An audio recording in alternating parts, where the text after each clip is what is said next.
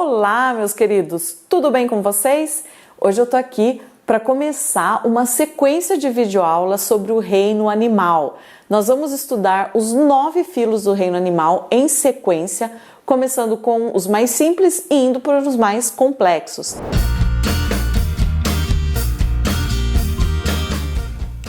E hoje a gente começa com os mais simples de todos, os poríferos.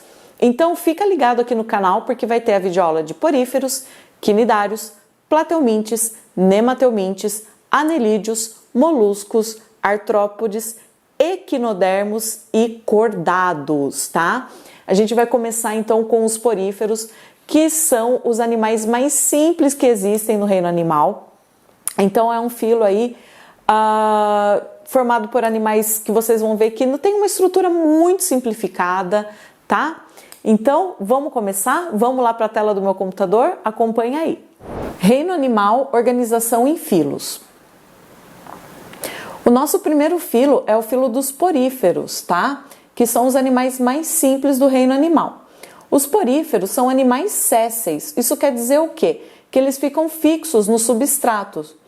O corpo dos poríferos é bem simplesinho. Ele vai ser formado por um disco pedial, que é uma estrutura que prende o porífero no fundo do mar, e o corpo do porífero é todo cheio de poros, por isso que vem o nome poríferos, corpo cheio de poros. Bom, os poríferos, como vocês podem ver, eles têm tamanhos e formatos diferentes, tá certo? E o que acontece? Eles são filtradores, então a água entra pelos poros, passa pelo átrio ou espongiocele, que é essa cavidade interna do corpo do porífero, e sai por essa abertura aqui, que é o ósculo, tá? Então, a água entra pelo poro e sai pelo ósculo, e assim o porífero faz a filtração. Como que ele consegue puxar essa água para dentro? Vocês estão vendo aqui, eu tenho umas célulazinhas flageladas que recebem o nome de coanócitos, olha só. Parece até um espermatozoide, mas é uma célulazinha que tem um flagelo. Esse flagelo se movimenta e a água entra pelo poro e sai pelo ósculo. Quando a água entra pelo poro inalante, ela vai ser filtrada. Então, os poríferos são super importantes para a filtração da água. Eles ajudam a retirar sedimentos e organismos microscópicos da água, tá? Então eles fazem a filtração da água. Lembrando que a água entra pelo poro e sai pelo ósculo, tá certo? Aqui a gente pode ver imagens de diferentes poríferos. Então essa abertura aqui de cima é o ósculo e a parte que prende o porífero no substrato recebe o nome de disco pedial. A fisiologia dos poríferos é bem simples. Eles apresentam um sistema tegumentário, que é o corpo revestido por células achatadas que recebem o nome de pinacócitos, tá? O sistema esquelético dos poríferos vai ser formado por um endoesqueleto, que vai ser formado por espículas cristalinas ou espongina. O sistema digestório é ausente, eles são filtradores. E aí as células vão absorver as partículas nutrientes da água e vão se alimentar delas, mas o sistema digestório é ausente, não tem boca nem ânus. O sistema excretor também não existe, a excreção dos poríferos é feita por difusão. Sistema respiratório também não existe, a respiração vai ser por difusão. Eles absorvem oxigênio da água, tá? E liberam gás carbônico para a água através do ósculo. E sistema circulatório também não existe. Vocês podem ver que é uma fisiologia bem simplificada. As esponjas apresentam diferentes tipos anatômicos. E nós temos aqui os 3 principais tipos anatômicos de poríferos. É o ascon, que você pode ver que ele tem aqui a estrutura bem simplesinha, os poros e o ósculo, tá? O sícon, ele vai ter a estrutura epidérmica aqui já com esse formato, né, como vocês podem ver, formando pequenas câmaras aqui.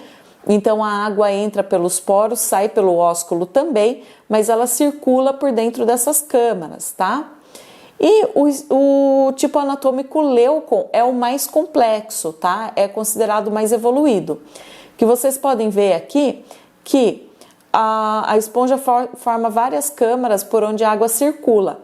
Como a água vai circular mais por essas câmaras aqui, a filtração vai ser mais eficiente e a absorção de oxigênio também. E a água também sai por uma abertura principal, que é o ósculo, tá certo? Então, o tipo mais simples é o ascon, o tipo mais evoluído é o leucon, o mais complexo é o leucon. A reprodução das esponjas pode ser do tipo assexuada ou sexuada. Assexuada é sem troca de gametas, sem troca de material genético. Ela tem a vantagem de ser uma reprodução mais simples. E a reprodução sexuada é com troca de gametas, com troca de material genético. E a vantagem é que ela permite que a esponja tenha variabilidade genética, ajudando na adaptação e evolução do animal. A reprodução assexuada pode ser chamada de brotamento. Então vai surgir um broto no corpo da esponja. Esse broto se desprende do corpo da esponja, se fixa no substrato e forma uma nova esponja. Essa esponja cresce e forma uma esponja adulta. É uma reprodução cuja vantagem, como eu falei para vocês, é uma reprodução mais rápida, tá? Mas não precisa da troca de gametas, porém não tem variabilidade genética. A reprodução sexuada vai ser da seguinte forma. Eu tenho a esponja masculina, que produz gametas masculinos, e a esponja feminina, que produz os gametas femininos. No caso, a esponja masculina lança os seus espermatozoides, os seus gametas masculinos, para a água, através do ósculo aqui em cima. Esses gametas masculinos vão chegar na esponja feminina e vão fecundar o óvulo, tá certo? Quando esse óvulo é fecundado, ele vai formar uma larva no corpo aqui da esponja feminina. E essa larva é lançada para a água através do ósculo. Então, ela sai para a água através do ósculo. Essa larva é uma larva ciliada, ela consegue se movimentar. E essa larva, ela sai nadando pela água até se fixar ao substrato.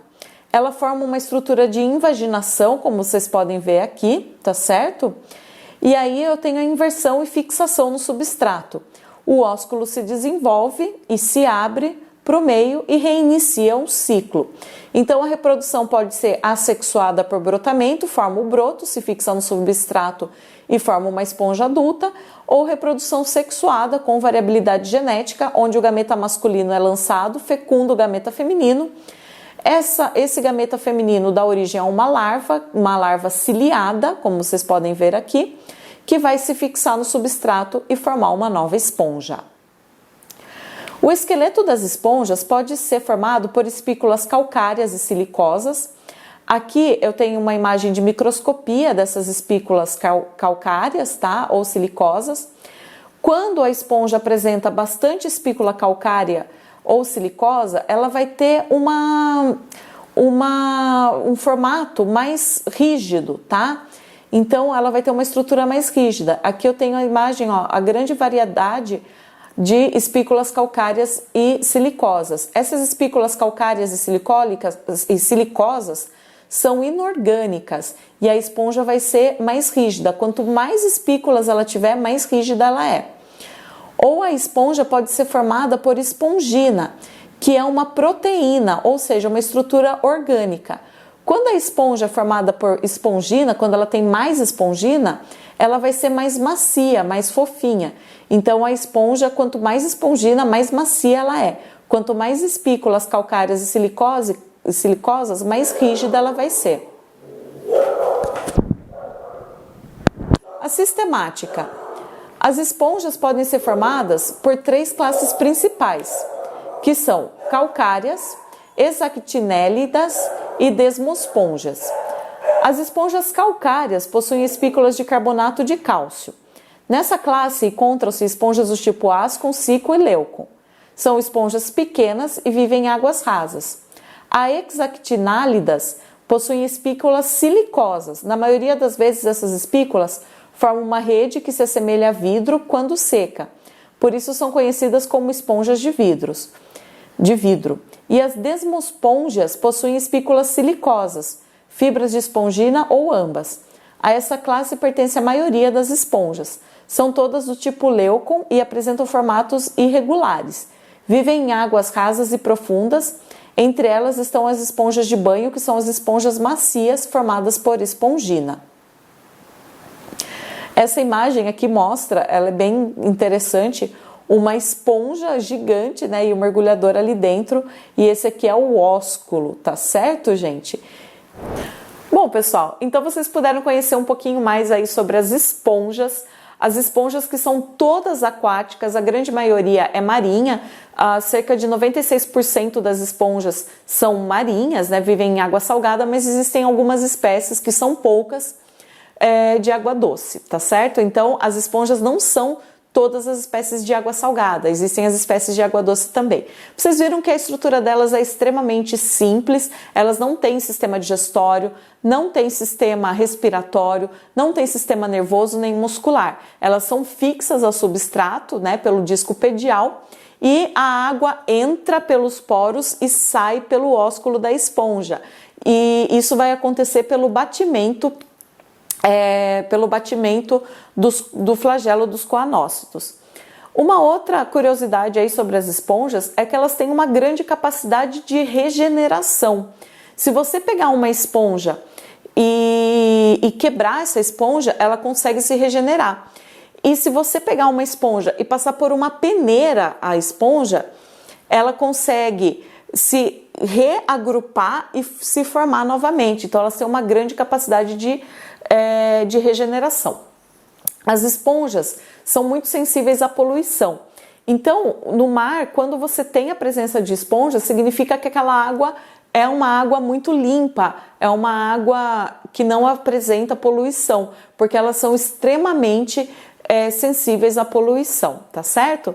A importância ecológica principal das esponjas é que elas são filtradoras, então elas ajudam a regular a quantidade de sedimentos, matéria orgânica e que estão presentes ali na água, ok? Eu espero que vocês tenham gostado dessa videoaula. Esse é o nosso primeiro filo dos animais que nós estamos estudando. Fique ligado aí que a gente vai ter as outras videoaulas com os outros filos do reino animal, ok? Um grande abraço para você. Se você gostou do vídeo, deixa o seu like aí, se inscreva no canal e compartilhe com seus amigos. Um grande abraço e até a próxima!